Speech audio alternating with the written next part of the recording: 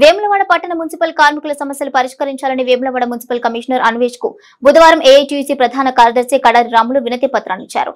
ఈ సందర్భంగా వారు మాట్లాడుతూ కార్మికులకు 11వ పీఆర్సీ ప్రకారం ఆగిపోయిన 6 నెలల వేతనాలు వెంటనే చెల్లించాలని, పండుగ సెలవులు వారంలో ఒకరోజు దశల వారీగా కార్మికులకు పూర్తి సెలవులు ఇవ్వాలని కోరారు. ఇక కాంట్రాక్ట్ అవుట్ సోర్సింగ్ కార్మికులందరికీ కనీస వేతనం 26,000 ఇవ్వాలన్నారు. వారిని ప్రభుత్వ ఉద్యోగులుగా గుర్తించాలన్నారు. ప్రమాదంలో విధి నిర్వహణలో మృతి చెందిన కార్మికుల కుటుంబాలకి 25 లక్షలు ఎక్స్గ్రేషియా ఇవ్వాలని, మృతి చెందిన కార్మికుల కుటుంబాల దహన సంస్కారాలు చేయడానికి 30,000 రూపాయలు ఇవ్వాలన్నారు. మున్సిపాలిటీలో జనాభా ప్రాతిపదికన సిబ్బందిని పెంచాలని పేర్కొన్నారు. ఈ కార్యక్రమంలో ఏఐటీసీ నాయకులు తదితరులు పాల్గొన్నారు.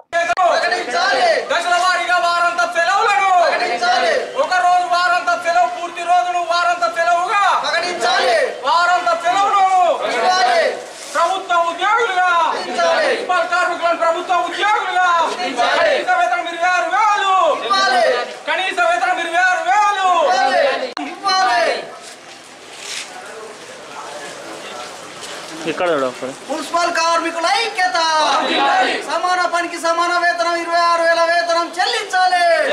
వీళ్ళకు వారానికి ఒక సెలవు, ఎందుకంటే సగం దినం ఇచ్చే వరకు టైం జరుగుతుంది, పూర్తి సెలవు ఇవ్వాలని ఒకటి.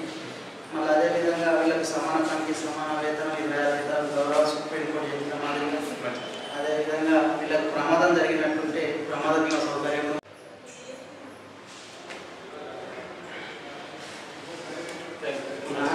అందరినీ మనం చేసినాం సార్. ఫస్ట్ కూడా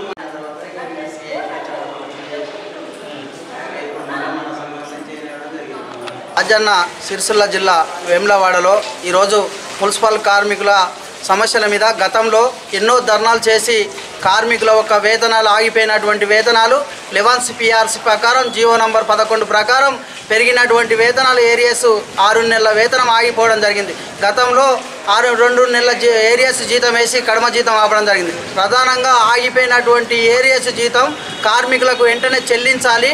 అదేవిధంగా వాళ్ళను కార్మికులను గత ప్రభుత్వంతో ధర్నాలు చేసి ప్రభుత్వ ఉద్యోగులుగా గుర్తించాలని ఎన్నో ధర్నాలు చేసినప్పటికీ గత ప్రభుత్వం ఎలాంటి స్పందన లేదు. కానీ కాంగ్రెస్ ప్రభుత్వం ఈ అసెంబ్లీ సమావేశాలలో ఇలా మున్సిపాలిటీలో పనిచేస్తున్నటువంటి లక్షలాది కార్మికులు తెలంగాణ రాష్ట్రంలో పనిచేస్తూ ఉన్నారు. వాళ్ళని వెంటనే ప్రభుత్వ ఉద్యోగులుగా గుర్తించి వాళ్లకు గౌరవ సుప్రీంకోర్టు చెప్పినట్టు సమాన పనికి సమాన వేతనం 26,000 వేతనం చెల్లించాలి. అదేవిధంగా విధులలో మరణించిన వారికి 25 లక్షల ఎక్స్గ్రేషియా ఇవ్వాలి.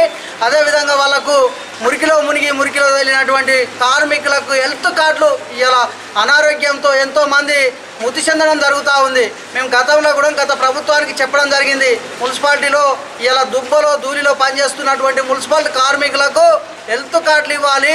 అదేవిధంగా ప్రమాద బీమా సౌకర్యం ఇలా వాళ్ళ ఒక విధులలో చనిపోయినటువంటి వాళ్ళకి 25 లక్షల ప్రమాద బీమా సౌకర్యం ఇవ్వాలనేది కూడా గత ప్రభుత్వంలో డిమాండ్ చేయడం జరిగింది. కానీ ఎలాంటి స్పందన లేదు. ఇప్పుడు కాంగ్రెస్ ప్రభుత్వం జరగబోయే అసెంబ్లీ సమావేశాలలో మీ యొక్క మున్సిపాలిటీ కార్మికులకు 26,000 వేతనం సమాన పనికి గౌరవ సుప్రీంకోర్టు చెప్పినట్టు 26,000 వేతనం చెల్లించాలి. ప్రభుత్వ ఉద్యోగులుగా గుర్తించాలి. వారికి వాళ్ళ ఒక కుటుంబంలో ఎవరైనా ఉన్నటువంటి అర్హులైన వారికి వీళ్ళు మరణించినట్టుంటే విధులలో మరణించిన వాళ్ళకు వాళ్ళ కుటుంబంలో ఉద్యోగాలు ఇవ్వాలి. అదేవిధంగా వీళ్ళ ఒక ఏళ్ళకు ఆమెన సేవలు చేసి ఏంటి రిటైర్మెంట్ అయిపోయే వాళ్ళకు కూడా వాళ్ళ కుటుంబంలో ఒకళ్ళు ఉద్యోగంలోకి తీసుకొని వాళ్ళకు రిటైర్మెంట్ బెనిఫిట్స్ కూడా ఇవ్వాలని ఏఐటీసీగా ఇవాళ డిమాండ్ చేస్తూ ఉన్నాం.